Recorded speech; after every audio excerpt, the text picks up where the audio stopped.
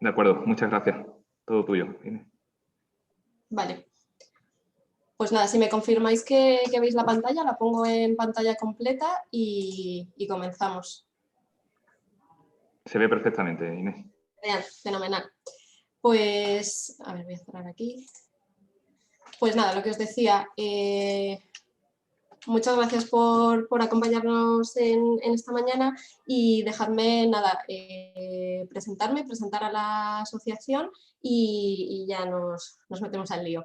Mi nombre es Inés Gómez, soy responsable del departamento técnico de ASEFABE y bueno, para aquellos que no nos conozcáis, ASEFABE es la Asociación Española de Fabricantes de Fachadas Ligeras y Ventanas. Llevamos ya más de 40 años de existencia y bueno, pues como en todos estos años lo que hemos ido es avanzando en todos los temas de desarrollos normativos, de información, formación a nuestros asociados y colaboración con todas las entidades principales a nivel tanto nacional, europeo como internacional. Estamos integrados en Confemetal y a través de ellas en COE y también además uno de los aspectos fundamentales que llevamos, como os decía, desde el punto de vista de la normalización es que llevamos la Secretaría Técnica del Comité relativa a todas las normas de cerramientos de huecos en edificación. Con lo cual ahí también tenemos mucha información relativa a toda esta parte normativa.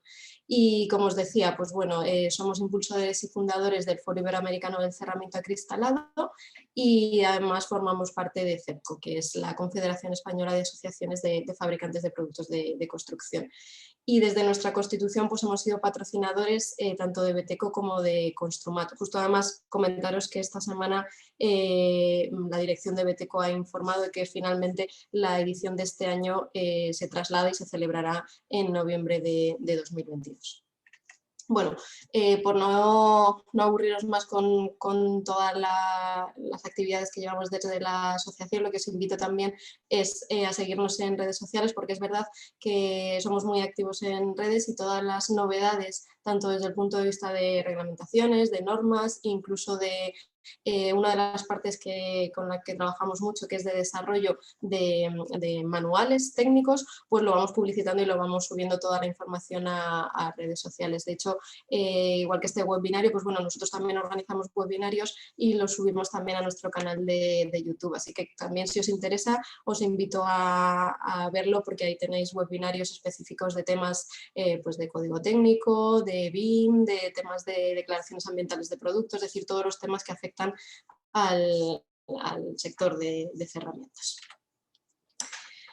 Bueno, pues este es el esquema, como os decía al principio, vamos a centrarnos en la parte del documento básico de BHE de ahorro de energía. De hecho, como veis, vamos a intentar comparar con los valores y con las exigencias que teníamos del Código Técnico de 2013 para que veáis un poco también la evolución y el aumento de las exigencias que ha supuesto la publicación de este nuevo Código Técnico. Pero también quería en esta primera transparencia explicaros que la publicación del Real Decreto 732 del 2019, que es el Real Decreto por el cual se publica esta modificación del Código Técnico, no solo ha supuesto una modificación del documento básico de ahorro de energía, sino que también ha supuesto modificaciones en el documento básico de seguridad en caso de incendio y en la incorporación de una nueva sección, la HS6, relativa a la protección frente a la exposición al radón.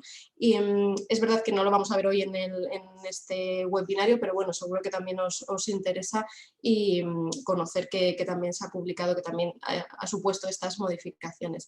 En el caso del DBSI, de seguridad en caso de incendio, fundamentalmente la modificación se refería pues por la necesidad de actualizar estos requisitos por todos los cambios que han supuesto los sistemas de fachada y en concreto pues, el aumento de las exigencias desde el punto de vista de eficiencia energética en las fachadas y fundamentalmente lo que se ha hecho es modificar el requisito de reacción al fuego, tanto de los sistemas constructivos como de los aislantes pertenecientes a las cámaras ventiladas. Entonces, bueno, lo que se ha hecho es además incluir un requisito específico en el caso de edificios más bajos, que a día de hoy en el Código Técnico anterior no existían. Y luego en el caso del HS6, de protección frente a la exposición al radón, bueno, fundamentalmente se trató de transponer la directiva Euratom relativa a la protección frente a radiaciones ionizantes, pues para proteger la salud frente a la exposición en recintos cerrados frente al radón. De hecho, en el HS6, esta nueva sección que se incorpora, aparece una identificación de los municipios, se identifican como zona 1 y zona 2, los municipios que tienen un determinado riesgo de la exposición frente al radón, y en estos municipios lo que se le exige son la instalación de determinados sistemas. En los municipios situados en la zona 1, que tienen menos riesgo, pues se le exige que exista una barrera de protección o una cámara de aire ventilada, y en los de zona 2, que son de mayor riesgo, se exigen dos requisitos: que tenga una barrera de protección y además una cámara de aire o una despresurización del terreno. ¿Vale? Un poco por comentaros y porque tengáis también la visión general. Y luego, en el último punto que veis aquí, actualizaciones normativas en el resto de documentos básicos, lo que también se ha aprovechado es el resto de documentos básicos desde el punto de vista técnico no se modifican, pero sí que se ha aprovechado para las normas que se citan en cada uno de los documentos básicos, pues actualizar el año de publicación de las normas, ¿vale? Con lo cual también vais a ver que el año de cada uno de los dos BES es diferente, hace referencia a este 2019, pero en el resto de documentos es por esto que os digo, por la actualización de las normativas.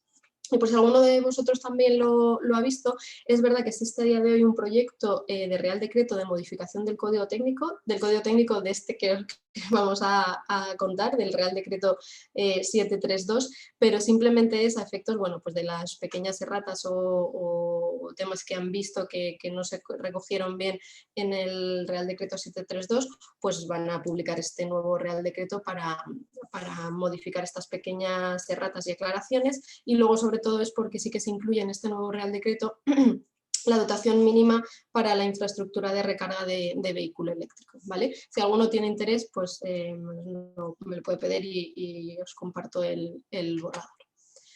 Bueno, como os decía, al final se han modificado estos tres documentos básicos: la parte de energía, la parte de salubridad y la parte de incendios, y vamos a ver en concreto el documento básico, el HE.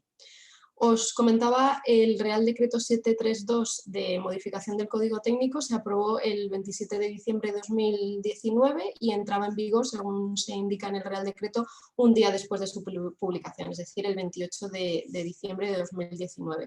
Inicialmente en el Real Decreto se establecía un periodo de 6 meses para la aplicación voluntaria, pero bueno, se alargó un tiempo más por el estado de alarma, y finalmente la obligatoriedad, la fecha a partir de la cual es obligatorio el cumplimiento de este Real Decreto y los cambios que supone este Real Decreto, pues es esta fecha, el 24 de septiembre de 2020. Vale, desde el punto de vista de la estructura de este nuevo DBH, pues bueno, lo que os quería mostrar también en esta transparencia es que al final hay una continuidad con el marco reglamentario, sobre todo si el que tenemos en la cabeza es el del año 2013, y es verdad que existe una continuidad respecto a las secciones que se incluían en este 2013. Es verdad que con pequeñas modificaciones, porque al final este H0 que teníamos de consumo de energía primaria no renovable se ha modificado de manera que existen ahora dos indicadores. Uno, se mantiene la limitación del consumo de energía primaria no renovable, pero sí que se incorpora un indicador adicional de la limitación de la energía primaria total. Y luego el indicador que teníamos antes de la limitación de la demanda, tanto en calefacción como en refrigeración, pues se ha sustituido en este H1 por unas condiciones para el control de esta demanda energética. No quiere decir que no exista un control de la demanda con un indicador, sino que se va a exigir con tres indicadores que luego vamos a ver más en detalle para garantizar esta calidad mínima de la envolvente. Y luego veis que desde el punto de vista del resto de secciones, pues bueno, se mantiene la H2 referida a las condiciones de las instalaciones térmicas, que lo que hace es referida al RITE, que actualmente también está en fase de revisión, y luego el H3 relativo a las instalaciones de iluminación, y luego es verdad que sí que se modifica un poco el requisito que aparece en el H4 y H5. El H4 sigue manteniendo las características, las exigencias relativas a la energía renovable para la demanda de ACS, y el H5, que antes hacía referencia expresamente a solar fotovoltaica, pues hace más genérico y hace referencia a la generación mínima de energía eléctrica. Al final, lo que el Ministerio nos explicaba cuando presentaba la modificación de este código técnico es que se sigue manteniendo este carácter más prestacional que ya veíamos en el código técnico de 2013, y lo que sí que se ha intentado ahora, y luego lo vamos a ver un poquito más en detalle en las tablas, es unificar los indicadores. Antes, en el 2013, pues teníamos diferentes tablas del consumo de energía primaria, por ejemplo, en el que la exigencia se daba pues en función del tanto por ciento, en función de si es calificación energética, de tanto por ciento de ahorro respecto al edificio de referencia, es decir, de diferentes maneras. Y ahora lo que se ha intentado es tener unas tablas en las que la exigencia será diferente, evidentemente, en función de si yo tengo uso residencial privado o distinto residencial privado, y teniendo en cuenta la intervención que yo voy a hacer, si es edificio nuevo o es una rehabilitación, pero intentando pues unificar todos estos indicadores. Y luego lo que también nos trasladaban es que al final esta estructura que vemos ahora del código técnico actual, sí que hay una intención de que se mantenga a lo largo del tiempo. Se mantenga este carácter prestacional y se mantenga esta estructura de indicadores que tenemos actualmente. Al final, como objetivos fundamentales de la publicación de este documento básico, pues es lo que os decía, el cumplimiento de las directivas europeas de eficiencia energética en los edificios, y el objetivo de una reducción de las emisiones de gases de efecto invernadero, que al final son el camino que se está marcando en todas las directivas que tenemos la obligación de transponer. Bueno, un poquito más en detalle, lo que os adelantaba en la anterior transparencia, pues bueno, lo vemos aquí cuál es la estructura que teníamos en el DBH 2013 y la que tenemos actualmente en este código técnico. Al final, si nos centramos en el DBH de 2019, ¿a qué obliga el código técnico? Bueno, pues vamos a ver que hay una limitación de las necesidades de energía total a través de este indicador de consumo de energía primaria total, y además hay una limitación del consumo de energía procedente de fuentes no renovables, con este indicador de consumo de este CEP de no renovables. Y luego, además, lo que os decía, necesito que para poder cumplir estos indicadores de consumo, esta exigencia de consumo, tenga una buena envolvente, que aquí es la importancia, y luego además Alberto os va a explicar más en detalle con productos en concreto de este lugar, la importancia de una correcta diseño del papel importante que juegan en la envolvente técnica, teniendo en cuenta que será necesario pues eso, un diseño adecuado, una construcción al final adecuada que demande poca energía para poder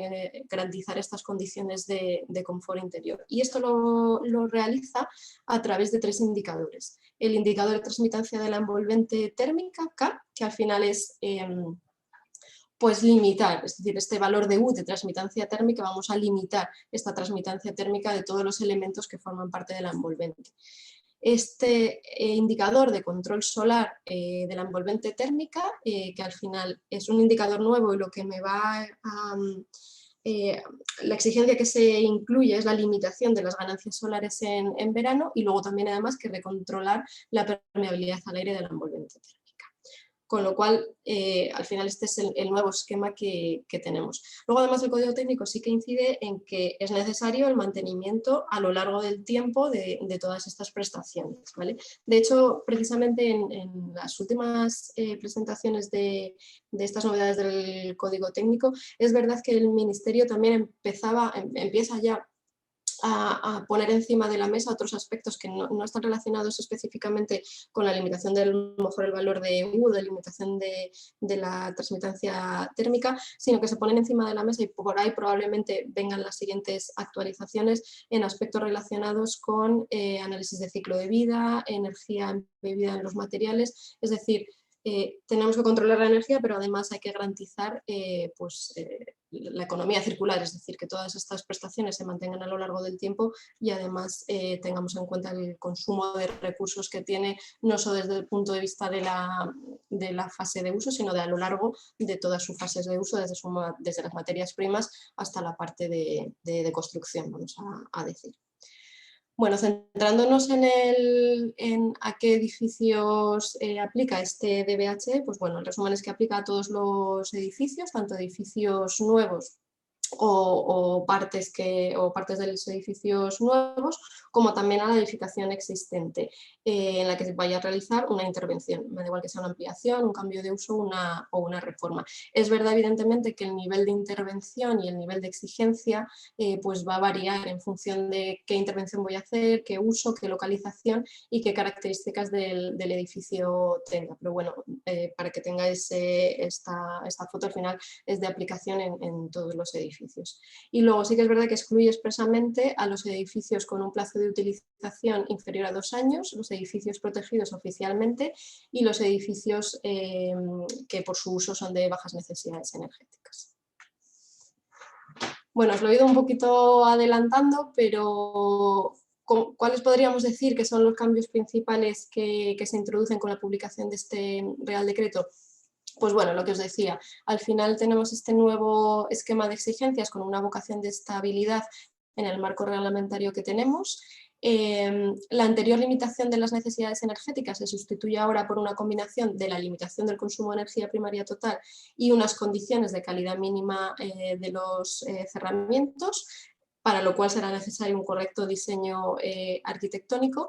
Y además comentaros que si consideramos las limitaciones de este indicador de consumo de energía primaria total y las exigencias que se incluyen en estos 3 indicadores que os comentaba de la limitación de la demanda, son mucho más exigentes que las limitaciones específicas que teníamos de la demanda de calefacción y de refrigeración del Código Técnico de 2013.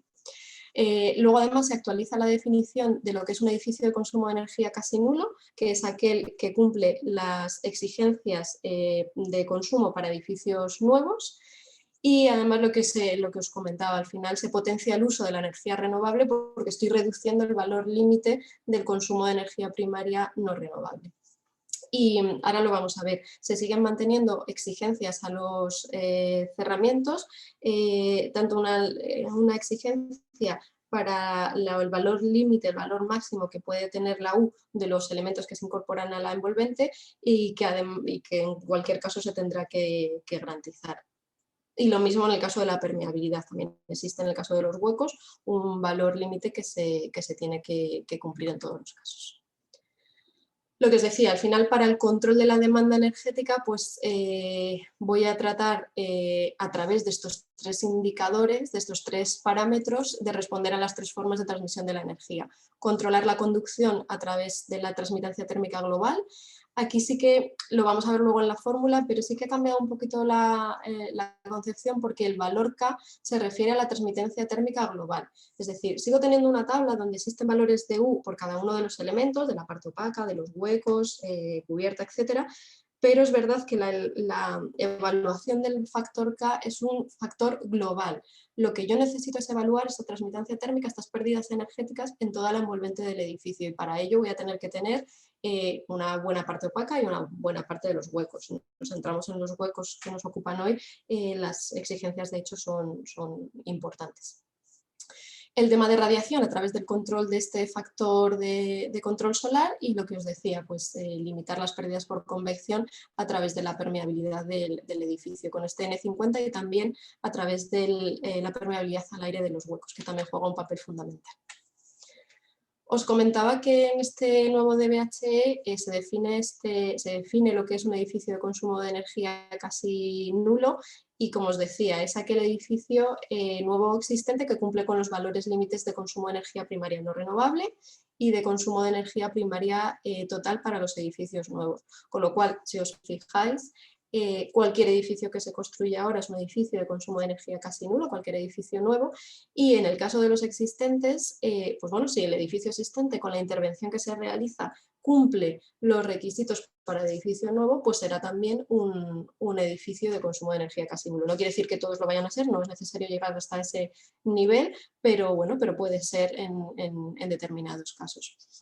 Y luego lo que también siempre se expresa desde la parte de los legisladores, desde el Ministerio, es que este concepto de edificios de consumo de energía casi nulo es un concepto dinámico y al final ellos son conscientes de que se tendrá que ir adaptando a la evolución, pues eso, de los objetivos de descarbonización que vengan marcados desde Europa y también a la vez desde los avances que puedan producirse tanto desde el punto de vista técnico o tecnológico de los propios sistemas que se utilizan.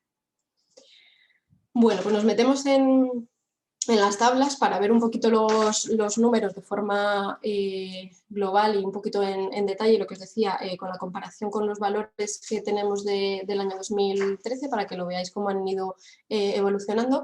Lo que os decía, la sección H0 se refiere a la limitación del consumo energético y esta limitación del consumo energético se va a llevar a cabo a través de la limitación del consumo de energía primaria no renovable y del consumo de energía primaria total.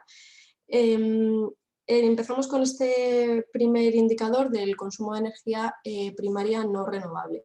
Al final lo que intenta es pues, acotar la cantidad de energía no renovable que puede consumir el edificio. Con lo cual, si nos fijamos un poquito en las tablas, os he puesto aquí, ahora lo vemos la comparación, pero bueno, si nos fijamos en las tablas, la indicación, es decir, la exigencia se da en función de, yo tengo una tabla para uso residencial privado y otra tabla distinta para uso distinto de residencial privado. Y en el caso de uso residencial privado, distingue si es edificios nuevos y ampliaciones o cambios de uso a residencial privado y reformas.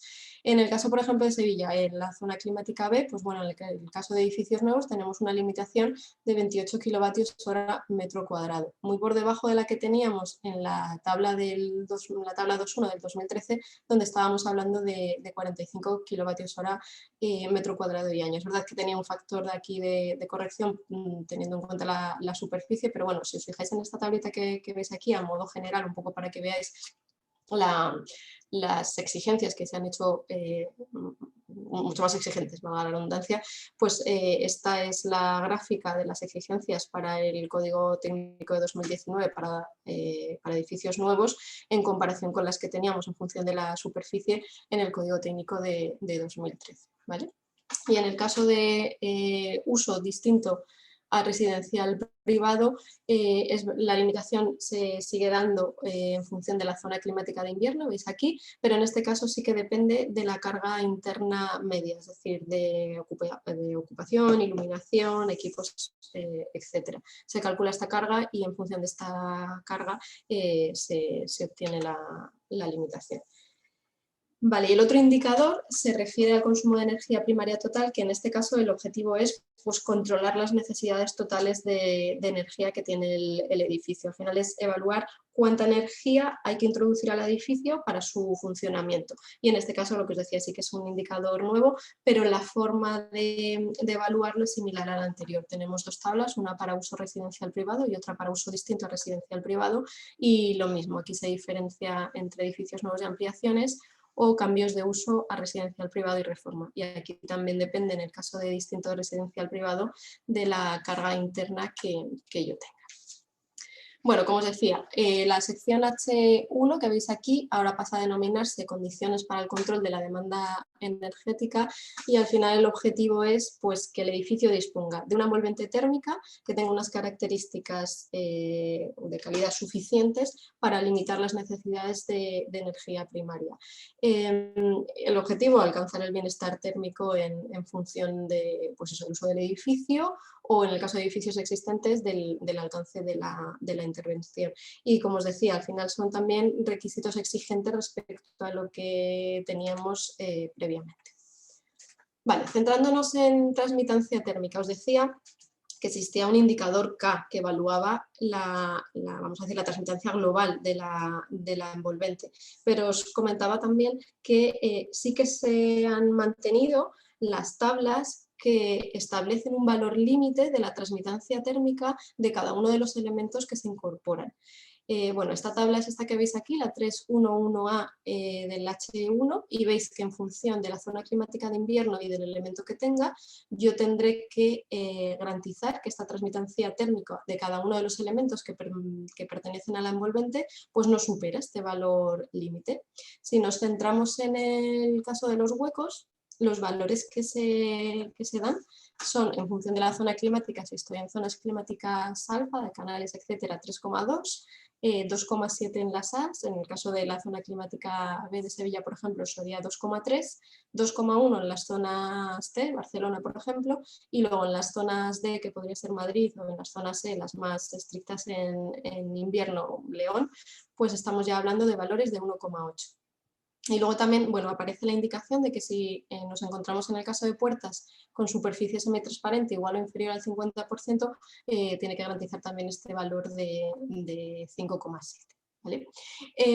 Comentaros, claro, estos valores, lo que os decía, son mucho más exigentes. Os he puesto aquí la tabla que teníamos en el Código Técnico de 2013, perdón, la tabla 2.3, donde veis que estábamos hablando de las zonas más cálidas de 5,7, 4,20 en las zonas B y en las zonas más exigentes de invierno 2,5. El cambio, la exigencia se ha hecho mucho mayor. De hecho, esta tabla 3.1A, que ahora es de los valores límite de la transmitancia térmica de los huecos en este caso, pues es muy parecida a lo que teníamos antes del anexo E, que al final el anexo E eran valores que te permitían cumplir pues, los valores de consumo y de demanda, pero que ya eran muy exigentes, ¿vale? Para que veáis un poco de qué valores estamos hablando.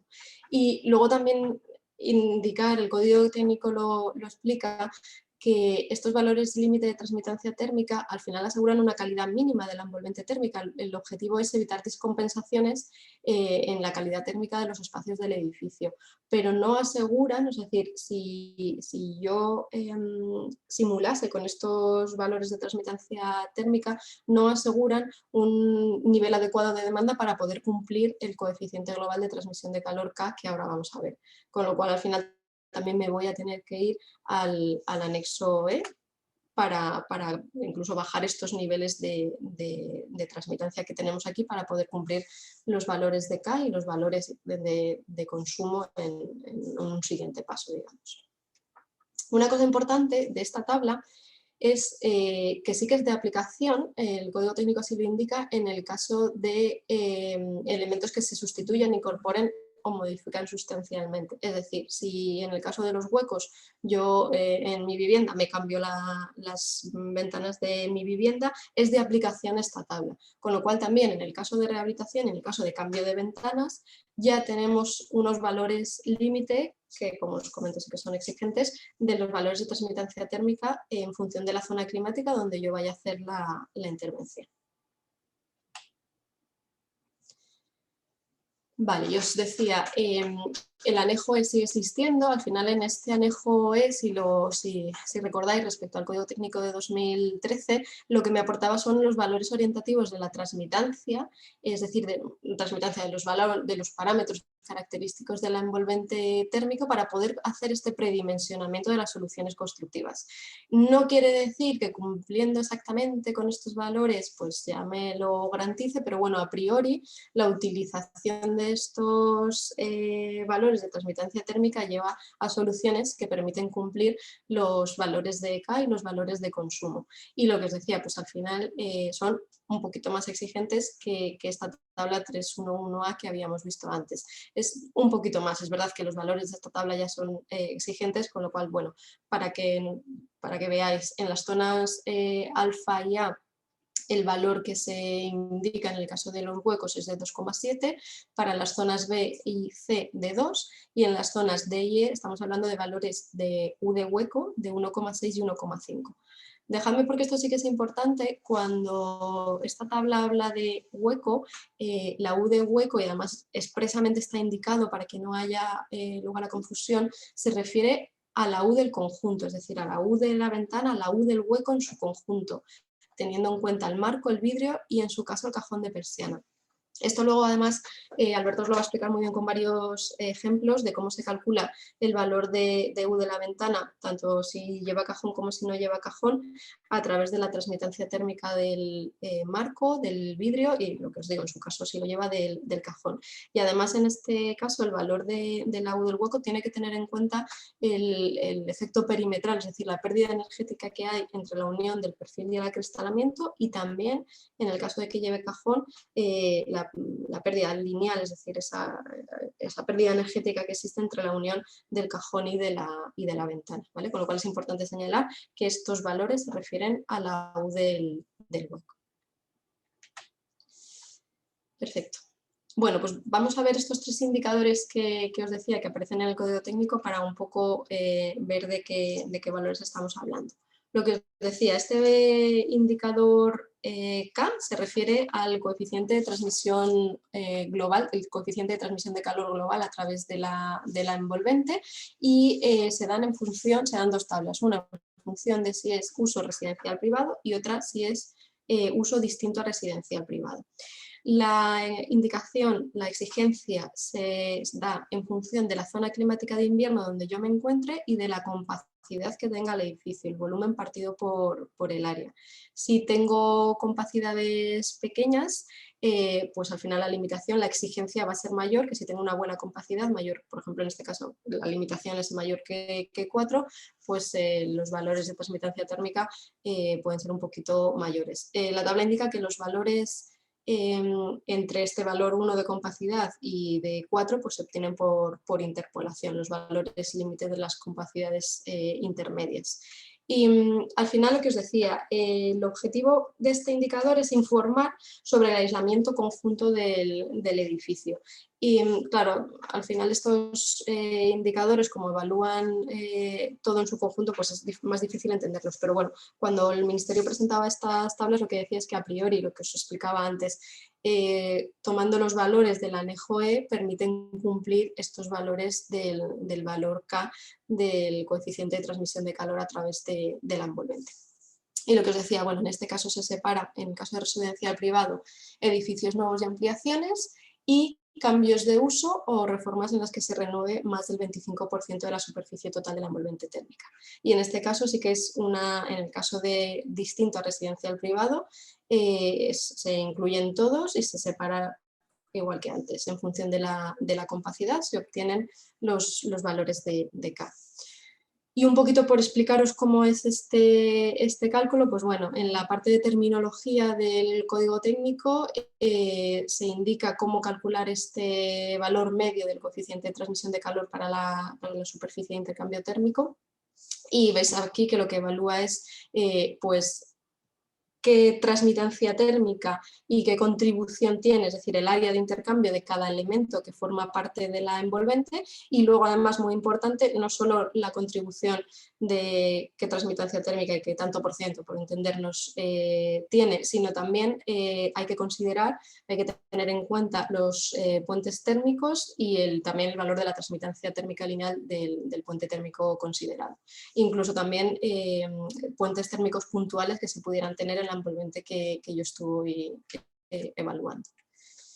Sin entrar mucho en el detalle en el cálculo, lo que sí que os quería decir es que los técnicos del Ministerio sí que es verdad que desde la publicación del código técnico han desarrollado muchos documentos que nos ayudan a los técnicos a entender y a ver diferentes ejemplos del cálculo de los diferentes indicadores que estamos viendo y precisamente uno de ellos es en la propia guía de aplicación, existe una guía de aplicación del documento básico del DBHE en el que incluye varios ejemplos del cálculo de K. En este caso, pues bueno, hay un ejemplo en el que aporta diferentes cálculos teniendo en cuenta para este edificio la envolvente térmica con los trasteros o sin los trasteros y vas viendo poquito a poco cómo se calcula este valor K y luego bueno, el cumplimiento en función de la capacidad que tiene el edificio, si cumple o no, que en este caso se cumple con la exigencia de código técnico. Esto respecto a la guía de aplicación del DBHE de 2019, os comento, todos estos documentos seguro que lo sabéis, pero bueno, en la página web del Código Técnico, en www.códigotecnico.org, además la han reestructurado ahora un poco, podéis descargaros directamente esta guía de aplicación y además, como os decía, a final de año también publicaron, nos informaron que querían publicar diferentes ejemplos para hacer un ejemplo completo de todas las secciones del DBHE y han publicado ya este ejemplo 1, que se trata de una vivienda unifamiliar en el que analizan con muchísimo detalle cada uno de los cálculos de las diferentes secciones. Y lo mismo, aquí aparece el cálculo del factor K, que también os puede ayudar para un poquito informaros más y ver los ejemplos de cálculo de este factor K. Vale, pues si nos metemos en el siguiente parámetro, os decía que existe un parámetro de control solar de la envolvente térmica. En este caso, lo que os decía, al final el objetivo es pues, limitar las ganancias solares que yo tengo en los meses de verano. Entonces, ¿para qué edificios es necesario la exigencia de este factor? Pues se da en el caso de edificios nuevos y ampliaciones, cambios de uso o reformas en las que se renueve más del 25% de la superficie total de la envolvente térmica, se tiene que garantizar este control solar, este parámetro de control solar. Y la limitación, como veis aquí, solo se hace en función del tipo de edificio, del uso que yo tenga en el edificio. Si es residencial privado, la limitación es 2 kilovatios hora metro cuadrado por mes y en el caso de otros usos 4. La importancia de este nuevo parámetro de control solar es que es un parámetro que evalúa no solo el acristalamiento que yo tenga, sino el acristalamiento y la protección solar activada de forma conjunta. Con lo cual, al final, me está obligando a que haya un especial diseño de la parte de protecciones solares. Os he puesto también aquí la fórmula para que veáis un poco de qué factores es directamente proporcional e inversamente proporcional.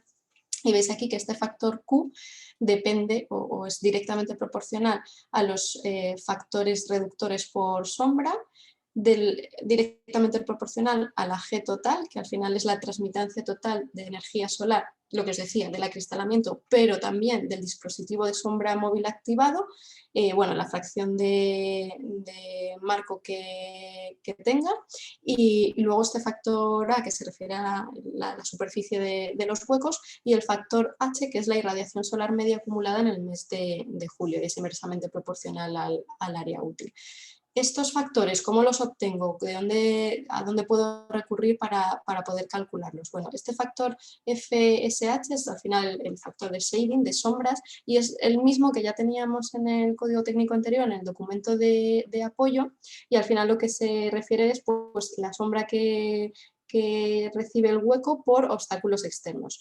En el documento de apoyo, que también se ha actualizado y que también está disponible en la página web del código técnico, este documento de apoyo, el documento de apoyo 1, se refiere al cálculo de los parámetros característicos de la envolvente y precisamente pues, se siguen incorporando estos factores de sombra para diferentes obstáculos externos. En concreto aparece el F-shading para los voladizos, los retranqueos, las lamas, tanto horizontales como verticales, y los lucernarios, ¿vale? Y luego aparece en este documento de apoyo también esta irradiación solar media en función de la zona climática. Claro que... Aquí, disculpad. Igual que os decía... Aquí. Igual que os decía que en este caso sí que puedo recurrir al documento de apoyo, en el caso del factor G también en el documento de apoyo se incorpora una tabla, la tabla 12, que para determinadas protecciones solares, persianas, toldos, cortinas, se aporta este valor de G total. Pero en cualquier caso, muchos de los fabricantes de protecciones solares pues también están desarrollando sus propios cálculos, ya cálculos más finos de su propio producto, con determinados acristalamientos, los acristalamientos tipo, para también poder daros a vosotros esta información para poder calcular este factor Q. Y bueno, de la misma manera en la guía que os decía de ejemplos aparece también un ejemplo del cálculo de este parámetro de control solar. Vale, y por último, la permeabilidad al aire de la envolvente térmica. El código técnico recoge un apartado específico para controlar estas pérdidas energéticas a través de la envolvente térmica, y lo que sí que os quería señalar es que ya en el apartado 3.1.3, donde habla de que pues, evidentemente todas las soluciones constructivas y condiciones de ejecución de los elementos de la envolvente térmica deben asegurar esta correcta estanquidad, hace referencia ya a esta norma que veis aquí, que es la norma 85.219, que es una norma que se desarrolló desde este comité de normalización que os comentaba al inicio de la jornada, que precisamente trata el encuentro entre huecos y opacos para garantizar esta correcta estanquidad. Es una norma que, como veis, es decir, no es de obligado cumplimiento, pero ya está citada como recomendable para garantizar esta correcta colocación de las ventanas. Al final, nosotros siempre, y de hecho estamos trabajando mucho en este sentido, decimos que los productos, y luego veréis que Alberto os lo va a explicar, tienen prestaciones térmicas muy buenas, pero si la ventana no está correctamente colocada, pues no estamos haciendo nada. Con lo cual, también aquí desde la asociación hemos desarrollado mucho trabajo tanto en cursos específicos de formación, tenemos una guía específica de colocación de ventanas más allá de la norma, está basada en la norma, pero con más información, que también si es de vuestro interés os la podemos hacer llegar, para también cuidar esta parte que decimos de la parte de instalación. Bueno, y volviendo a los requisitos, en el caso de los huecos, os adelantaba, existe esta limitación de la permeabilidad al aire de los huecos. Se ha hecho una clase más exigente respecto a lo que ya teníamos en 2013. Para las zonas alfa y B, la clase que tienen que cumplir los huecos es clase 2, y para las zonas C, D y E, clase 3. ¿vale? Y lo mismo, igual que como os comentaba, en el valor de la transmitancia térmica, se evalúa el hueco en su conjunto, con lo cual la permeabilidad del hueco se tiene que tener en cuenta, en su caso, si lo lleva el cajón de persiana. Y, por ejemplo, o sea, las ventanas tienen marcado C desde hace ya más de 10 años, y en el marcado CE la permeabilidad al aire, tanto la permeabilidad como la transmitancia, son dos prestaciones que se declaran en el marcado C. Es importante que este marcado C, si es de ventana con cajón de persiana, pues recoja los valores del conjunto, y que además os va a servir para comprobar el cumplimiento de estos requisitos de código técnico. Hace referencia aquí a la norma de clasificación, que es esta que veis aquí, la 12207 de la permeabilidad al aire, y luego hay otra norma, la 1026, que se refiere al propio ensayo de permeabilidad de los huecos. Vale, por último, la permeabilidad al aire de la envolvente térmica, lo que sí que se establece es que en edificios nuevos de uso residencial privado con una superficie útil total superior a 120 metros cuadrados, se tiene que garantizar este N50, esta relación de cambio de aire con una presión diferencial de 50 pascales. En este caso, este N50, igual que antes, depende de la capacidad del edificio, y veis que es de 6 renovaciones en el caso de que la capacidad sea menor o igual a 2, o de 3 en el caso de que la capacidad sea mayor o igual a 4. Y lo mismo que antes, en los valores límite de capacidades intermedias pues se obtienen por interpolación. En el propio código técnico, en el anejo H, ya se establece que para determinar esta permeabilidad al aire del edificio hay dos opciones: o bien determinarlo a través de un ensayo, el ensayo que seguro que suena de blower door, el ensayo de presurización por medio de ventilador, o bien hacer un cálculo, que es este cálculo que veis aquí, con los parámetros, pues el coeficiente caudal de aire de la parte opaca, la superficie de la parte opaca, y lo mismo en el caso de los huecos, la permeabilidad de los huecos de la envolvente y la superficie de los huecos de la envolvente térmica. Con lo cual podéis optar por una de las dos opciones para garantizar este nuevo valor de N50. Vale, y esto un poco para que lo tengáis, porque lo hemos ido explicando a lo largo de la presentación, pero a mí me parece muy interesante cuando se publicó esta guía de aplicación del documento básico, este esquema que se incluye en la guía en el caso del H1, hay también uno parecido al H0, pero bueno, yo os he puesto aquí el del H1, desde el que estábamos hablando, cuáles son los parámetros y cómo aplican, qué requisito aplica de cada una de las tablas que hemos estado viendo en función de si es un edificio nuevo o si es un edificio existente, y dentro del existente separación de si es una ampliación, cambio de uso, reforma o de más o de menos del 25%. Al final, desde el punto de vista de huecos, tanto la tabla 311A que hemos visto antes como el caso de la permeabilidad al aire de los huecos es de aplicación tanto para edificios nuevos como para en el caso de cambio de una ventana, una reforma de menos del 25% de la envolvente. De hecho, si luego vais al detalle, en el caso de la permeabilidad al aire de los huecos no lo dice expresamente que aplique en el caso de cambios, y es una de las modificaciones que os decía al principio que se van a introducir con este Real Decreto que hace pequeñas declaraciones y corrección de ratas del Real Decreto. Vale, ya por último, bueno, os he querido incluir, os hablaba antes del documento de apoyo del DBH1, en este caso el de cálculos de parámetros característicos de la envolvente. A ver, ya el propio documento indica que estos documentos no son de carácter técnico y es verdad que cuentan con la aprobación de los servicios técnicos del Ministerio de Fomento, pero al final carecen de valor reglamentario. Al final lo reglamentario es lo que hemos visto antes y que aparece en el articulado, pero desde luego son herramientas que ayudan en el cálculo de todos los parámetros que hemos visto. Aparece incluso, si nos vamos ya al detalle, aparece un ejemplo del cálculo de la transmitancia térmica, que ahora Alberto os lo va a explicar, y luego lo que yo quería destacaros es la tabla que os estaba adelantando antes del cálculo de la G total, que al final es un parámetro novedoso y bueno, pues han querido incorporar en este documento de apoyo unos valores por defecto conservadores, ya sabéis que al final es bueno, los que aparecen en los diferentes documentos, donde en función del tipo de protección solar que yo tenga, se ha hecho el ejemplo para cortinas, toldos o persianas, y el tipo de vidrio, sencillo, doble bajo emisivo o triple bajo emisivo, y en función de si yo tengo una protección solar exterior o interior y el color de la misma, que también influye, pues se calcula el factor G total, que ahora se llama G Glass Shading Windows.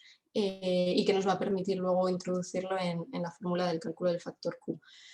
Lo que os decía, al final estos son valores por defecto, pero en cualquier caso ya la propia tabla indica que se calculan según esta norma, la 52.022.3, y también lo que recomendamos es consultar a los fabricantes porque en muchos de los casos ellos ya tienen para su persiana en concreto y su ventana en concreto el cálculo de esta G total con los diferentes tipos de vidrio. Y ya por último, para acabar, me ha parecido interesante incluiros esta herramienta que puede ser de vuestro interés, que han desarrollado también técnicos del Instituto Eduardo Torroja de Ciencias de la Construcción, para ayudaros en este predimensionamiento de los elementos de la envolvente y para ayudaros en este cálculo previo de si se cumple o no con el edificio que tengo y con los elementos que estoy decidiendo que voy a incorporar a la envolvente, los factores que hemos visto de K, de Q y de la N50. Es una herramienta sencillita, es como una hoja Excel donde voy definiendo los espacios del edificio, defino la parte opaca, los huecos, los puentes térmicos y al final me calcula el valor K y el valor Q y con esto yo ya puedo verificar si estoy cumpliendo en función del uso que tengo. Y es interesante porque aquí en la pestañita de huecos nos lleva a esta otra página donde al final está introducida esta tabla 12 que veíamos antes, en la que yo puedo elegir el tipo de vidrio, el dispositivo de protección solar que yo tengo, la opacidad y el color, y me define ¿veis aquí?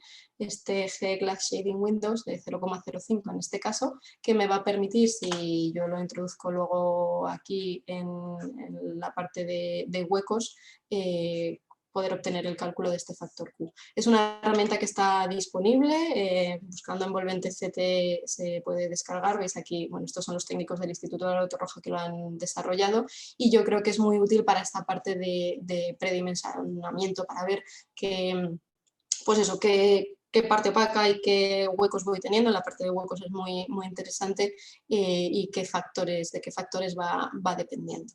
Si tenéis cualquier problema en encontrarlo, me lo decís y os envío un enlace. Y ya para terminar, que ya le dejo los últimos 10 minutos a Alberto, perdón Alberto que estoy mirando el reloj para no irme de tiempo, nada, comentaros que desde la asociación os decía que una de las partes principales que hacemos es el de desarrollo de manuales técnicos y hemos publicado recientemente el manual de prescripción y recepción de elementos de hueco en obra en su tercera edición y el manual de protección solar del cerramiento, que ambos son están a vuestra disposición, simplemente nos tenéis que mandar un correo electrónico a la dirección de ASEFABE y solicitárnoslo y os lo podemos enviar. Y de hecho este manual de prescripción y recepción de elementos de huecos en obra, pues también en su día desarrollamos una pequeñita hoja de Excel para ayudar en esta parte de prescripción y también está a vuestra disposición. Y ya ahora sí, por finalizar, más allá de los documentos técnicos, más de aspectos en concreto, comentaros también que sí que hemos desarrollado bibliografía específica para diferentes sistemas constructivos. En junio del año pasado, este es el último que hemos desarrollado, tenemos un manual de producto de fachada ventilada y bueno, ya teníamos en la asociación el de fachada ligera y ventana que precisamente ahora estamos revisando pues, para incorporar todos estos cambios del código técnico que hemos ido viendo hasta ahora. Y nada, sin más hasta aquí, luego si queréis en la parte de preguntas, Alberto o yo, pues nada, os encantada de poder comentar todas las dudas que os vayan surgiendo.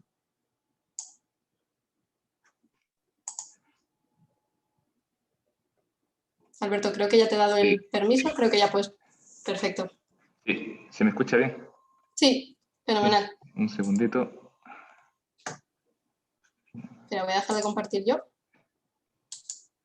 Vale, listo. Ahora sí, un segundito, que enciendo la cámara. Vale, voy a compartir.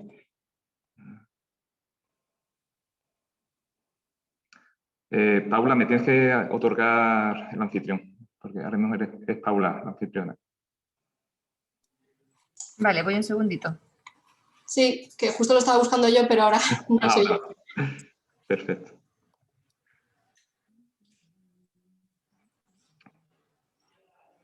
Vale, ¿se ve bien? Sí, se ve.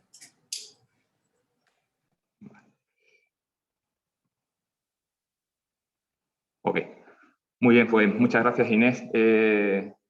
Gracias a todos por vuestra presencia. Yo os voy a comentar algunas soluciones que dan cumplimiento pues, a todo esto que Inés nos ha contado con bastante interés.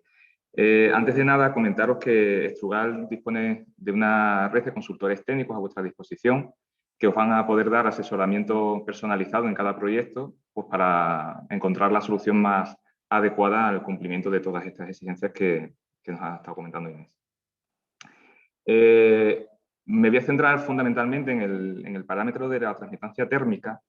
Lo que es la permeabilidad al aire, generalmente en todas las soluciones que tenemos actualmente en ventanas y encerramientos acristalados, pues tenemos clasificaciones clase 3 o clase 4, con lo cual lo que es ese parámetro, pues generalmente se cumple de forma sencilla y donde podemos tener algo más de dificultades en la transmitancia térmica. Comentar también que todo lo que son ensayos de permeabilidad al aire se extrapolan los resultados a un 50% más del área de la muestra ensayada. Es una pregunta que soléis hacer con bastante frecuencia, porque sepáis que se puede extrapolar a dimensiones de hasta un 50% más de área. Respecto a lo que es la transmitancia térmica, bueno, creo que todos conocéis el término y tampoco tiene sentido explicar lo que es. Bueno, es el flujo de calor que atraviesa cualquier elemento debido a una diferencia de temperatura, ¿no? Y por superficie. En el caso concreto que nos ocupa de las ventanas, pues cabe recordar, sobre todo para que tengáis claro a la hora de diseñar los cerramientos acristalados, pues qué parámetros dependen en el cálculo de la transmitancia térmica del conjunto que nos comentabais. Si no consideramos cajón de persiana, bueno, pues las fórmulas que nos dan las normas, pues intervienen tanto lo que es el coeficiente de transmisión térmica de los marcos, lógicamente el vidrio, y también pues, ese factor de transmisión térmica lineal que nos ofrece digamos, la intersección del vidrio con el marco. Para lo que es el cálculo del coeficiente de transmisión térmica del frame, del marco, pues se pueden recurrir tanto a métodos de ensayos físicos, pero habitualmente se suele hacer con herramientas de elementos finitos, de cálculo de elementos finitos, que nos proporcionan esos valores de transmisión térmica del marco. E incluso nos da una orientación de las temperaturas interiores que podríamos tener en el interior de la vivienda, pues para evitar fenómenos de condensación. Muy importante también a la hora de solicitar coeficientes de transmisión térmicas del marco, pues saber que en cualquier configuración de ventana no hablamos solamente de la transmisión térmica del marco de una serie. Cuando hablamos de la transmisión térmica del marco, nos referimos a la transmisión térmica del conjunto marco-hoja de cada uno de los nudos que componen el cerramiento. En este ejemplo que vemos aquí, en esta imagen, pues tendríamos dos nudos, ¿no? Lo que es el encuentro marco-hoja en todo este conjunto y el nudo central, que estaría compuesto pues, por esa hoja, el inversor central y la hoja. Entonces, hablaríamos de dos coeficientes de transmisión térmica del marco.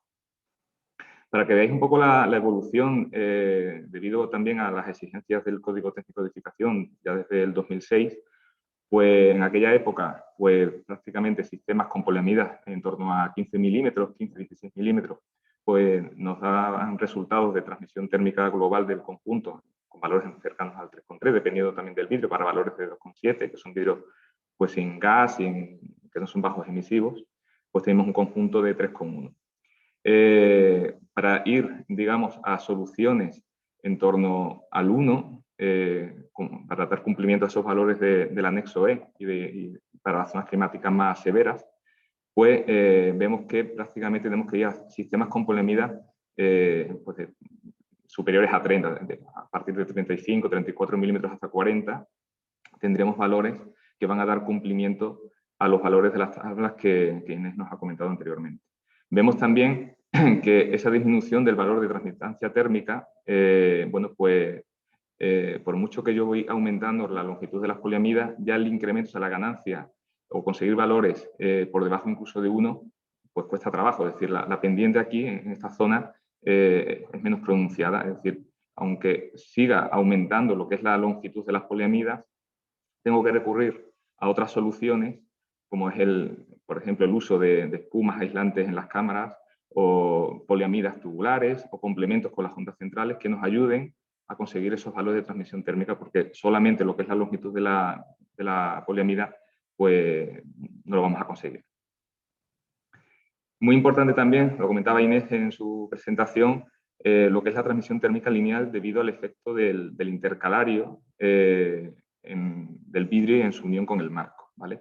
Tradicionalmente, hace unos años, pues casi todos los vidrios que hemos incorporado a las ventanas estaban hechos con intercalarios espaciadores entre las hojas de vidrio con perfiles metálicos tipo aluminio y desecantes, y ya es tendencia, y sobre todo con las nuevas exigencias, el uso de empleo de espaciadores pues, con materiales sintéticos que nos aportan pues, menor conductividad térmica y nos van a ayudar, ahora lo veremos, en el conjunto del valor global de transmisión térmica de la ventana. Por poneros un ejemplo de cálculo para que veáis un poco el efecto de esa transmisión lineal del vidrio, si considerábamos una ventana cualquiera, de cualquier material, en una dimensión estándar de 1230 por 1480, con un valor de transmisión térmica del marco en torno a 2, estamos hablando de un sistema que podría tener unos 70 milímetros aproximadamente, y un vidrio de 1,2, que ya es un vidrio con una transmisión térmica bastante bajita. Si usáramos un espaciador de aluminio o metálico, pues tendríamos un valor de 0,11 para el factor phi de transmisión térmica lineal. Y si hiciéramos cálculo, pues obtendríamos para esa ventana un valor total de 1,9. Sin embargo, si usáramos un espaciador sintético, tipo, bueno, aquí desde la casa Swiss Spacer, con la misma ventana, con la misma configuración de vidrio, el mismo sistema, conseguiremos bajar en 2 décimas ese coeficiente de transmisión térmica. De ahí que cobre importancia este gráfico que os muestro aquí a continuación, para que os hagáis una idea también de cómo afecta tanto la transmisión térmica lineal como el tamaño de la ventana. En este ejemplo, creo que es bastante ilustrativo, mostramos para un mismo sistema con un coeficiente de transmisión térmica de 1,5, da igual que sea aluminio, madera, PVC, ¿vale? La transmisión térmica de marcos de 1,5 y un vidrio de 1,1, mostramos 3 tamaños de ventana. Una pequeñita de 800 por 500, otra estándar de 1230 por 1480, que normalmente es la que establece la norma para hacer todos los cálculos y ensayos, y una tamaño balconera de 2250 por 2650. Siempre tendemos a pensar que la transmisión térmica de la ventana va a estar fundamentalmente influenciada por el vidrio. Pero en este ejemplo podemos ver que, bueno, si tenemos un valor de 1,1 para el vidrio y 1,5 para los marcos, pues cabe pensar que el conjunto debería estar en un valor pues en medio de estos dos valores, ¿no? Si hacemos este cálculo, bueno, pues la ventana grande tendríamos un valor total de 1,3, 1,30. Esta parte sería la parte proporcional debido al marco, esto sería el vidrio, esto sería la parte del efecto del factor intercalario del vidrio. Vemos que, lógicamente, que aquí sí que es verdad que predomina la transmisión térmica del vidrio. Si reducimos el tamaño, pues ahora tenemos un valor de 1,43, sigue estando en un valor intermedio entre el 1,1 y el 1,5, pero ya aquí el marco empieza a pesar bastante más, sigue siendo el vidrio el predominante y ya el factor intercalario cobra una importancia bastante significativa. Y si reducimos la ventana a ventanas muy pequeñitas, pues fijaros que prácticamente la influencia la tiene el marco y a partes iguales el vidrio y el factor de transmisión térmica lineal. E incluso superaríamos el valor entre el vidrio y el marco, es decir, se nos iría el valor a 1,69. Quiere decir esto que a la hora de diseñar con un mismo sistema y un mismo vidrio, un mismo tipo de intercalario, pues más vale diseñar un hueco grande, siempre que podamos, a 4 huecos pequeños, ¿vale? Dentro de lo que son sistemas que Strugal comercializa, para que veamos un poco en qué valores estamos, nosotros hemos sacado toda una gama de nuevos sistemas en sistemas abisagrados, con diferentes configuraciones y estéticas en canal europeo y en canal 16, con hojas vistas, hojas un poco más industriales, hojas que simulan lo que es una hoja oculta o semioculta, ¿vale? En las que, con marcos desde 64, 74 y 82, y vamos añadiendo, como comentaba anteriormente, pues diferentes tipologías de espumas para dar diferentes niveles de aislamiento. Aquí tendríamos, por ejemplo, sin nada de espumas con un valor de marco de 3.0, 2,7 en el momento que le añadimos esta poliolefina. Y con los mismos semiperfiles vamos aumentando, no sé si os fijáis, simplemente cambiando lo que es la longitud de la poliamida, pasando ya a poliamidas de 34, pues establecemos 3 niveles de aislamiento. Un aislamiento básico con valores cercanos a 2,4 en una serie de 74 milímetros, de 2.0 en el momento que añadimos espumas de poliolefina en el galce de acristalamiento y en la parte baja del marco, en la base. Y estos complementos de EPDM celular, es un EPDM poroso que tiene baja conductividad térmica con cámaras, pues nos ayuda a ir bajando ese coeficiente. Incluso si rellenamos las cámaras de las poliamidas con materiales también de baja conductividad, pues ya llegamos a valores cercanos, en torno a 1,6, incluso en series como la 82, a valores de 1,3 para los marcos. Tenemos también incluso el sistema certificado en Passy House. Esta sección que vemos aquí a la izquierda, ahora lo veremos, estaría certificada para Passy House para valores de 1,0. Todos estos sistemas también son compatibles con otras soluciones como lo que llamamos el conjunto invisible, que le podemos acoplar lo que es una barandilla que nos quitaría, digamos, todo lo que son particiones transversales y nos deja una visión completa del hueco. Podemos combinar con bisagras ocultas y también incluso con manillas laterales en la versión de hoja oculta, en la que quedaría la manilla también escondida. Es decir, frontalmente veríamos como si fuera un fijo en el que en realidad pues tenemos un sistema balconera con una barandilla integrada y con posibilidades de apertura incluso cielo batiente. Como os comentaba, dentro de todas las soluciones pues tenemos la serie 82 con certificado Passy House. Fue la primera ventana de aluminio aquí en España en obtener este certificado para el clima templado, para valores de 1.0 o inferiores, con lo cual, bueno, este tipo de sistemas cumpliría los requisitos sin ningún tipo de problema, pero digamos que con otras soluciones que no estén certificadas, otros componentes que no estén certificados por Passy House, pues también podríamos dar cumplimiento. En lo que son estas tablas, he querido mostrar un poco, dependiendo del sistema con marcos de 82 hacia abajo, pues que podáis ver, os hagáis una idea qué tipo de vidrio y qué tipo de sistema podría dar cumplimiento a las diferentes zonas climáticas según los niveles que nos ha comentado Inés. En los niveles más básicos, pues aquí vemos una serie 82 utilizando intercalario en el vidrio de aluminio, y todos estos de aquí son diferentes fabricantes de tipos de intercalario sintéticos. Pues fijaros que en una serie 82 sin nada de espumas ni nada, pues para valores de 1.0 vidrios dobles podríamos cumplir hasta la zona D. Ya tendríamos que recurrir a vidrios triples para zonas E, y si no queremos recurrir a vidrios triples, deberíamos utilizar intercalarios tipo sintético.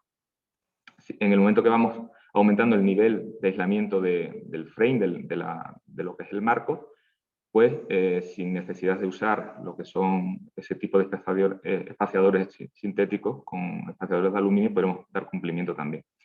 Ojo, porque lo que comentaba Inés, estos son los valores de transmitancia térmica para la zona climática. No significa que para dar cumplimiento a las limitaciones de consumo del que impone el factor K del envolvente, aseguren ese cumplimiento, con lo cual, si recordáis, el valor más estricto estaba en torno a estaba en 1,5 y 1,6 para las zonas climáticas de IE, es decir, que aquí incluso también daremos cumplimiento sin necesidad de recurrir a un vidrio triple con un sistema de 82 milímetros.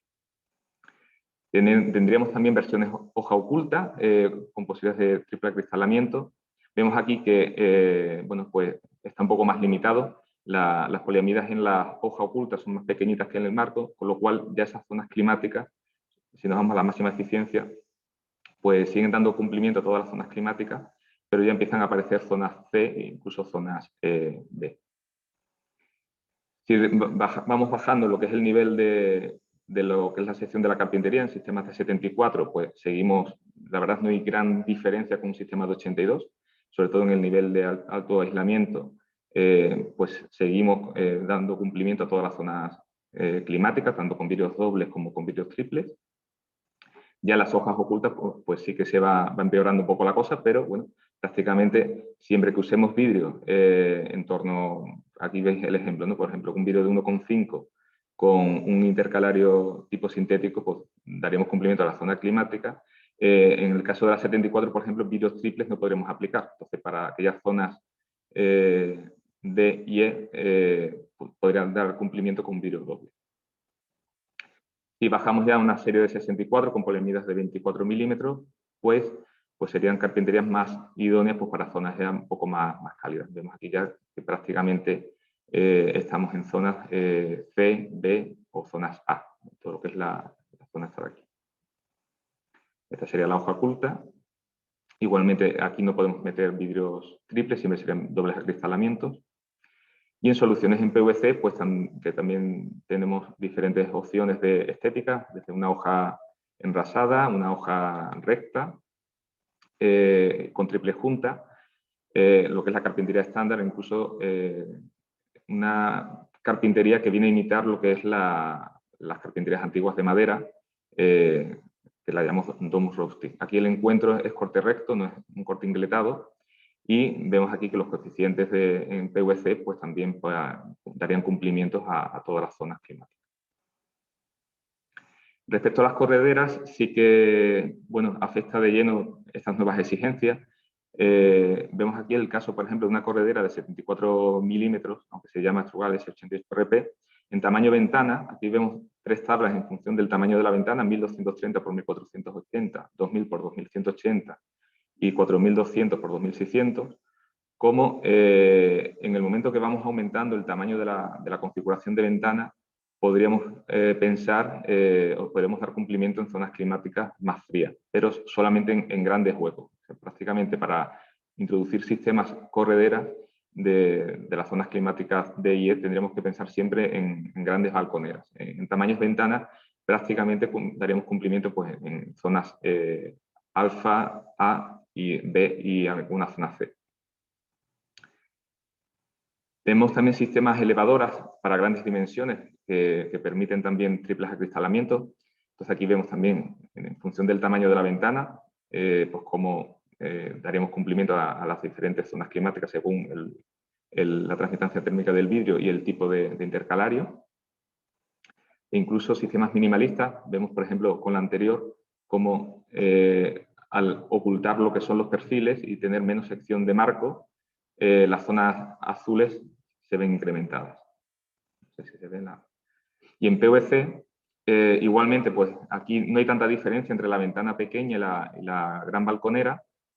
Prácticamente los coeficientes se equiparan porque no hay grandes diferencias con la transmisión térmica máxima que admite el sistema con vidrios dobles, pero sí tenemos ciertas limitaciones o mayor limitación en grandes dimensiones. Fijaros que, por ejemplo, el sistema Omicron en PVC pues llegaríamos a balconeras de 2000 por 2180 aproximadamente con máxima dimensión. Es decir, si pensamos ya en grandes dimensiones de hueco, en grandes sistemas minimalistas, tendremos que recurrir a sistemas en aluminio.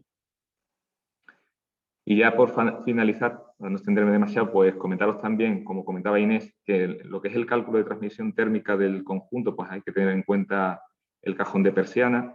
En los últimos años pues, ha habido también un desarrollo importante en este tipo de productos y es importante pues, analizar cuando decidáis incorporar un cajón de persiana a vuestra ventana, pues que incorporen elementos aislantes.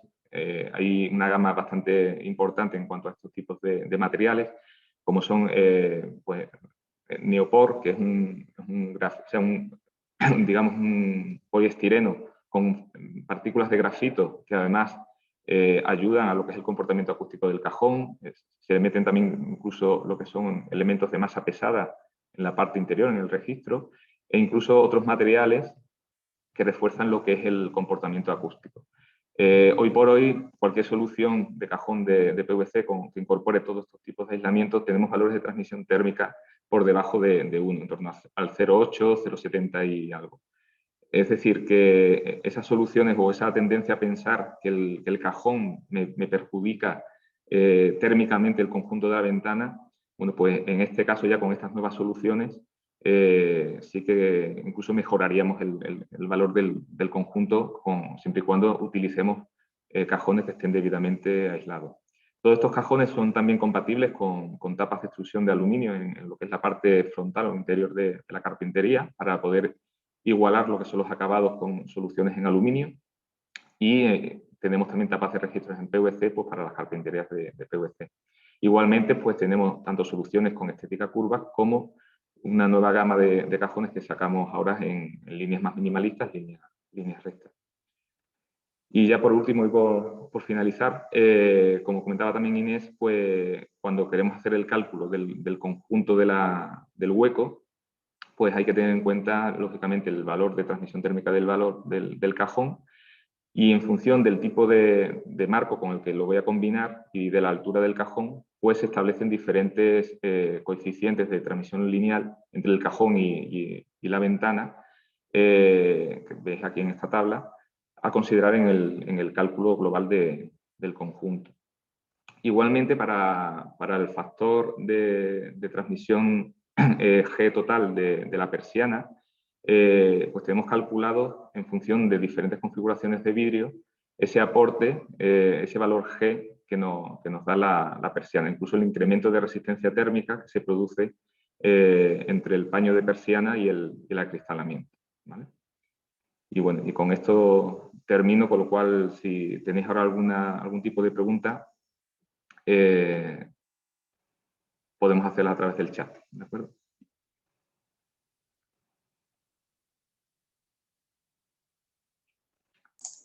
Bien, pregunta Antonio Muñoz, ¿qué diferencia hay entre canal europeo y canal 16? Básicamente son herrajes de configuración un poco diferentes. El concepto de canal europeo y canal 16 son herrajes en canal europeo, digamos, son los sistemas tradicionales que el aluminio ha venido incorporando a todas sus carpinterías y el canal 16, bueno, pues se originó de inicio en carpinterías de madera, luego todos los sistemas de PVC los han ido incorporando y hoy por hoy también los sistemas de aluminio cuentan con estos sistemas. La diferencia fundamental entre uno y otro es fundamentalmente que el canal 16 permite automatizar lo que es el proceso de fabricación de la ventana. Son herrajes que van clipados frontalmente al bastidor de la hoja, con lo cual incluso un robot podría incorporar ese herraje, mientras los del canal europeo tienes que meterlo a canal a través de los canales de la hoja y es una operativa un poco diferente. Tanto canal europeo como canal 16 pues, tenemos tablas de dimensiones máximas de pesos y de dimensiones de hoja y te permiten tanto aperturas practicables, abatibles, oscilobatientes, es decir, que incluso bisagras ocultas igualmente. Digamos que son dos conceptos diferentes de herrajes, pero que te proporcionan pues, características bastante similares.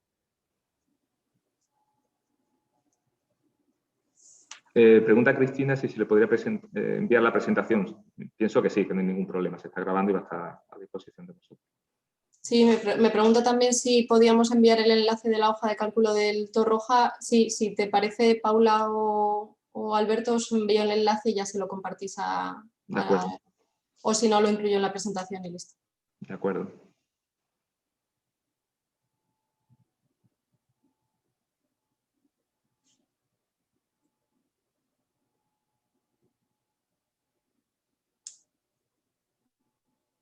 ¿Alguna pregunta más?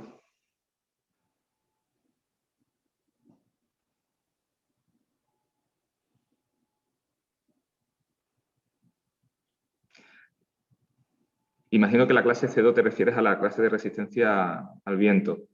Bien, normalmente hay que hacer un ensayo. Nosotros hacemos un ensayo del cajón de persiana en tamaños balconeras, donde generalmente tienes que evaluar tanto la flecha vertical, es decir, si tenemos una balconera de 2 hojas, por ejemplo, que es lo más tradicional, hay que comprobar previamente en esos ensayos tanto la deformación del nudo central como la deformación de la unión entre el marco y el marco, o sea, la parte superior del marco de la ventana. Una vez comprobado qué elemento es el que se deforma más, digamos, pues colocas unos transductores de desplazamiento, se hace el resto de ensayos y en el test de seguridad se evalúa fundamentalmente porque no haya ningún elemento que se desprenda. Entonces, este tipo de ensayo, cuando se incorpora al cajón, es probable o es posible que la tapa de registro, sobre todo si son carpinteras muy anchas, salte lo que es la tapa de registro. Entonces, generalmente para poderlo comprobar es por ensayo. El cálculo no te va a determinar si el elemento, pues la tapa de registro salta, si no salta, básicamente puedes justificarlo para ventanas de tamaño inferior al que has ensayado. Pero para una nueva ventana tendrías que hacerlo por ensayo. Sí, igual lo que comentabas tú antes también, Alberto, la norma de producto de ventanas, desde el punto de vista de extrapolación de resultados, sí que te permite para permeabilidad al aire y estanquidad al agua extrapolar a más 50%, pero es verdad que en el caso de resistencia al viento se extrapola solo para las ventanas más pequeñas, que esto sí que siempre suele ser un problema, bueno, vamos, que es algo que hay que luego ensayar. Correcto.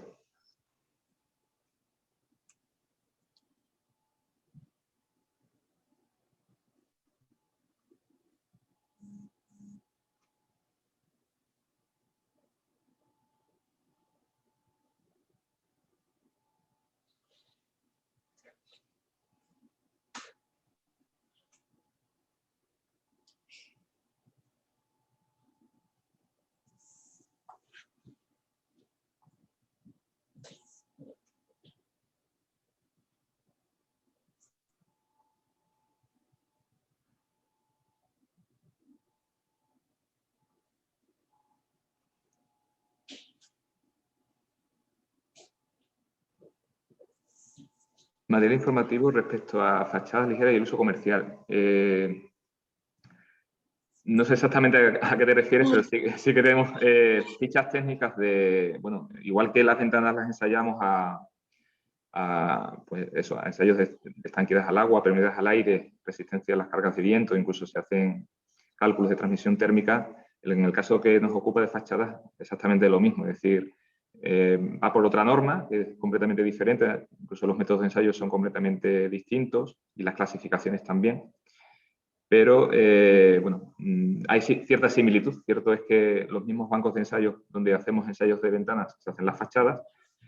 Y bueno, tenemos a vuestra disposición los informes de esos ensayos y si necesitáis un cálculo específico, pues también se podría proporcionar. Normalmente las fichas que suelen tener los fabricantes y nosotros mismos, los jamistas, suelen ser fichas donde se recoge, bueno, pues los valores, en el caso de transmisión térmica, valores desde, pero si quieres saber exactamente el valor de tu fachada, pues habría que hacer el cálculo y establecerlo, ¿vale?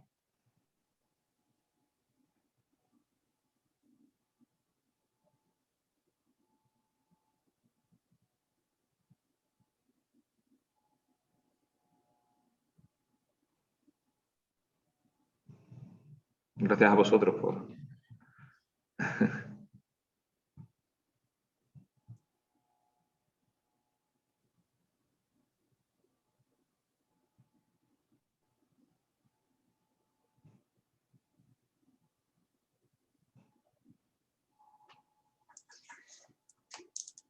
A ver, el tema de vidrios, ahora Alberto, que también habréis hecho los cálculos, es verdad que para cumplir el requisito del factor Q de control solar, con un sistema de protección solar en general sí que se alcanza. El requisito que hemos visto de 2 o 4 no es especialmente exigente. Otra cosa es desde el punto de vista del valor U, que ahí sí que se ha hecho especialmente exigente. Pero incluso cuando el Ministerio presentaba estos cambios, es lo que decía, que sí que han querido introducir este nuevo indicador de control solar, pues para que se tenga en cuenta, para que se garanticen que se evitan esas radiaciones en los meses de verano, pero que no es especialmente exigente siempre que incorpores una protección solar. Que al final la combinación del elemento de protección solar y el vidrio te va a permitir cumplir esos valores de 2 o 4, teniendo en cuenta el tanto por ciento de huecos que tengas, la cantidad de huecos que tengas. Correcto.